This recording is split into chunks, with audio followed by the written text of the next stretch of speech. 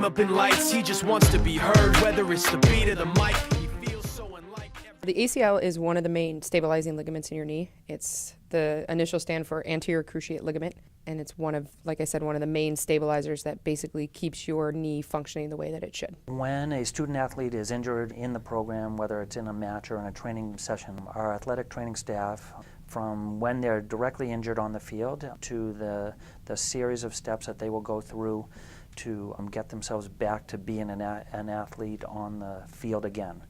The teams that adhered very strictly to the programming and met the criteria for hip range of motion and hamstring and hip flexor range of motion and then strengthened year-round, there was a dramatic decrease in our ACL injuries. The teams that have not adhered as strictly have had higher ACL rates. There's two common ways to tear your ACL, either non-contact or contact. We see actually a lot of non-contact injuries in basketball, soccer, lacrosses. So basically you'll be running in one direction, you'll plant your foot, so you'll have that fixed tibia like I was talking about, and you'll go to change direction, but there's some sort of imbalance that creates an environment where that change of direction, so you've got your planted foot, you're moving in one direction, trying to go to another direction, your knee kind of tends to tilt in towards your body or towards medially, and that combination of those motions is how most people tear their ACL non-contact. One of the players that I have on the team who was a captain, her name is Casey, she suffered an ACL injury, I would say 3/4 of the way through her sophomore year.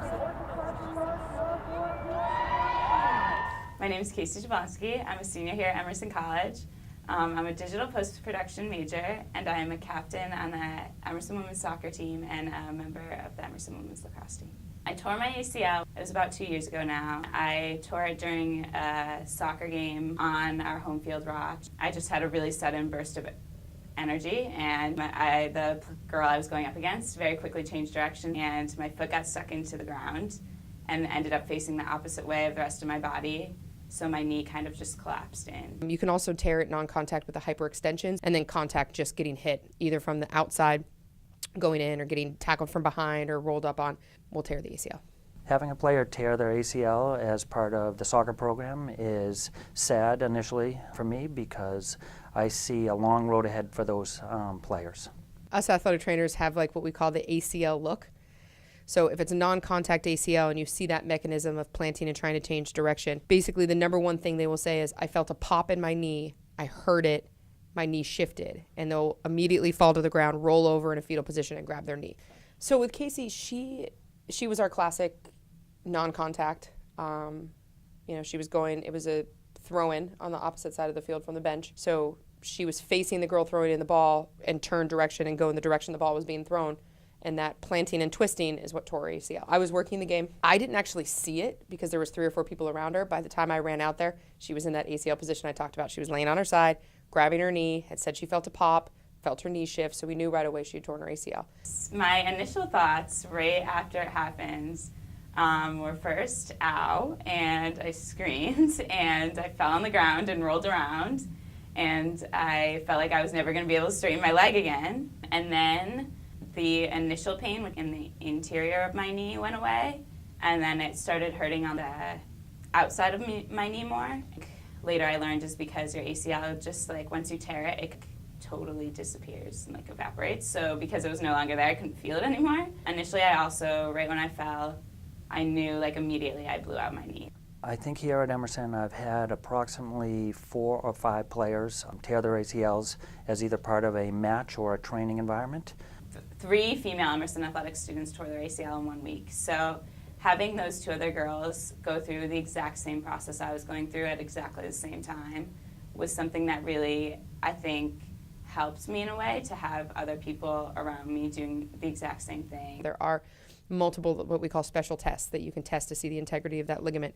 You need to perform those tests pretty much within like 3 to 5 minutes of the injury because you get so much muscle guarding as your knee's trying to protect itself that you're unable to perform those tests. So the 2 tests that we use that are our gold standards are our anterior jaw and our Lockman, and it's basically just trying to pull that tibia away from the femur. If somebody has an intact ACL, you can't. You get a really solid what we call end feel. That knee's not going anywhere. Someone who's just torn their ACL, it feels like you can pull their leg out for days. My athletic trainer just told me we were going to have to get an MRI, and we wouldn't know any more details before then. You're not going to see an ACL tear in an X-ray. The gold standard is to get an MRI, and that's the only way that you're going to be able to see a true legitimate ACL tear. So I got an MRI like 3 days after. And then they give you the results right away on like a disc. So I brought it into my athletic trainer, and right away she knew that I tore my ACL. Because I got my surgery done while I was still in school, I was able to start the very next day doing very basic things, and because of that, that sped up my recovery a lot. Initially, within the first 4 weeks after surgery, your main focus is increasing range of motion, decreasing inflammation. So you're trying to get all that swelling out of there, you're trying to get your flexion and extension back, and you're trying to get your quads to what we say fire, because your quads will shut down after surgery. They won't want to work, they won't want to contract. So the first 3 to 4 weeks, that's what you're really focusing on, is getting those muscle groups just to start working. So after that first month, then you really go into more of the intense strengthening. And after about 4 or 5 months, you can really start incorporating functional stuff, more plyometric, jumping, landing training. And then at about 5 months is when you kind of make the decision with the surgeon whether or not you can start running. Most people run in about 5-6 months. Then we would start incorporating sport-specific training. And then you slowly work up into changing direction. Then you do light contact, then you do full contact, and then their return. So depending on how quickly this process goes, depending on how many setbacks you have, it'll take anywhere, like I said, 6 to 9 months to get back to sport. So I didn't start playing soccer again until the following August. So it was probably 9 months intense rehab before I actually stepped back on the field. Even when you're back to sport, it takes about 12 to 18 months for everything to kind of return to normal, to your strength to return to normal, your function to return to normal, for that ACL to really establish itself in your body and become a part of your body and not just this foreign object that's in there. We've had a couple of athletes that have come back directly in the 6-month period, and in each one of those cases, the athlete has come back as a more fit general athlete and also more stable on their knees. My initial thoughts for my first game back, I was just happy to be playing again. It was a soccer game at the beginning of September, and our team ended up winning. I was just really happy to be back on the field and to have won. It's not necessarily that athletes need to do more. More is not always better. It's that you're doing something with a purpose. A lot of younger athletes are under the misconception that if you're busy and you're sweating, you're doing something productive, and that's not always the case. And they don't do things with a long-range plan. A lot of times you'll see, even here at Emerson, you'll see kids come in and they'll, for a couple weeks, come in and lift, but they have no plan. And they're doing different sets and reps and different exercise selection every day. And because there's no structure to it, they don't actually really see any dramatic improvements. I do think it's more prominent in women than men to tear ACLs. I think it has a lot to do with their physique, and I believe that women, while they are landing from a jump, tend to land very hard, where men tend to absorb some of that pressure by bending their knees. The sport of soccer, if you were going to take gender out of it, and there aren't too many differences between men's and women's soccer if you're just talking rules.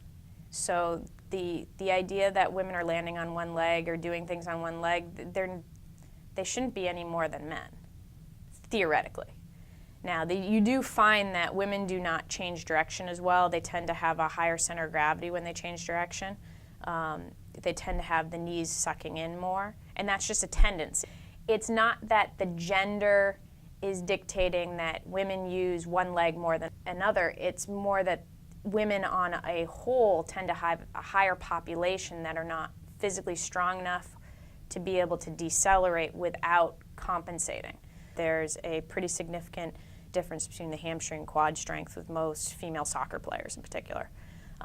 You still see that with the male population, but you see it in a greater difference with the female population. You do have a wider Q angle with female athletes, which increases the risk. So yes, it's more prominent in females than males, specifically looking at non-contact ACLs. Women are much more predisposed to tearing their ACL non-contact than males. I think they're probably around even for contact. I mean, if you're getting hit by a huge person on the outside of your knee, it doesn't matter if you're male or female, you're probably going to tear your ACL.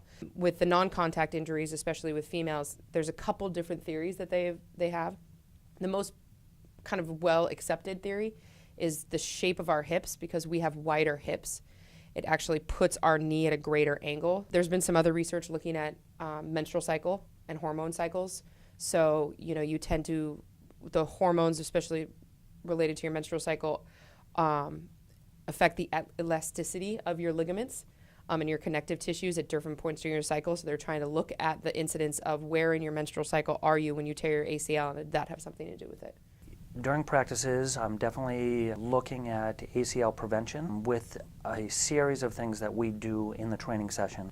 Typically, our training sessions start with a dynamic warm-up where the players get their bodies warmed up to the right temperature to stretch out their muscles. The athletes have to do it properly to get this right, but our strength and conditioning coach, I believe, is giving them instruction on the proper way to do the lunges and jump and land and some of the stretches. Lifting and strength training is an integral piece in preventing and recovering from ACLs. Rehab can only do so much. You know, where rehab comes in is that middle recovery ground. From initial injury to return to play, that's rehab. What you're going to do is you're going to gain that strength by lifting, doing leg press, doing weighted squats, you know, doing other things that the strength and conditioning coordinators and specialists can help you with. My motivation after I tore my ACL definitely changed. Not that I was unmotivated before, it was just a different kind of motivation. I was just more educated on how your muscles work and how they work together and how they work individually. And I really wasn't aware of the fact that my hamstrings were significantly weaker than my quads. So because of that, I realized how important each individual muscle is and how you need to kind of know your body. I was motivated to prepare in the correct way instead of just prepare to be a general athlete. We offer a full-body athletic program, which covers the gamut from athletic development and performance enhancement, but also injury prevention and inevitably the coming back from injuries. I do believe Chris Mccomb's programs will help the women's team a tremendous amount. In fact, next season and this off season, she will be helping us more to prevent ACL injuries in particular. We do a combination of range of motion training, so flexibility, and full range of motion lifting, and then resistance training or lifting, which is to increase the strength in that full range of motion, and then we take that range of motion and that increased strength and then we translate it into functional movement. So we do speed and agility work and plyometric work.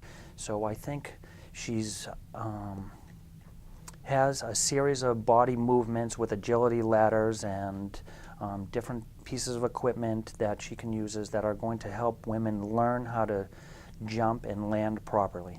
So I think she's doing a lot for our program. So it plays a huge role. And I think talking about that imbalance between the muscles and their quads and the hamstrings, that's where we see, because women tend not to lift as much and tend to lift differently, you know, getting into a lifting program where there is that focus on quad control, on a hamstring balance, on plyometrics, that's going to put your knee in a better environment where it could prevent an ACL tear.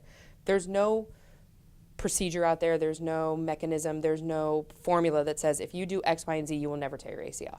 But we do know if you do X, Y, and Z, you're going to drastically decrease your chances. So I think taking what Chris does, or strength and conditioning does, and combining with what we do, there's a lot of tools out there to keep your knees healthy and at less risk for injury. And then if you do get injured, putting all those pieces together so that you recover quicker and get up to a higher level faster.